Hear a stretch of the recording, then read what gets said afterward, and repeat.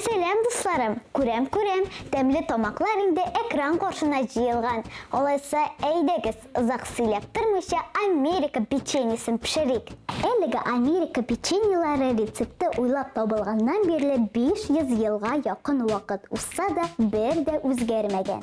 Cookie термini онда йымырқа ұн, шекер һәм май кебек продуктларны kullanılуы турында сөйлей.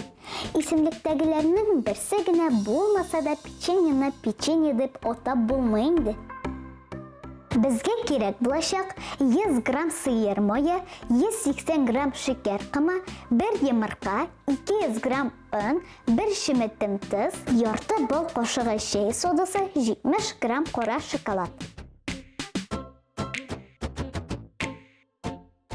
Сыер майын һәм шекер кымын бергә кушып былгатабыз. Әлеге катнашмага йомырка истибез.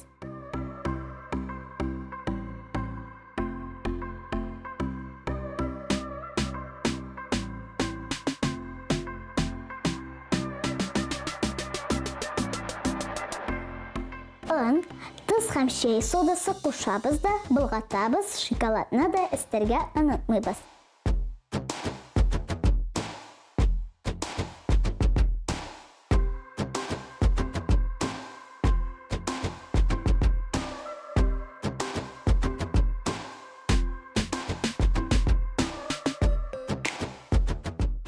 Чикләвеге зурлыгында түгәрәкләр ясыйбыз. 1 сәгатькә суыткычка алып куябыз, аннары 20 минут 180 градуста мичтә пешерәбез.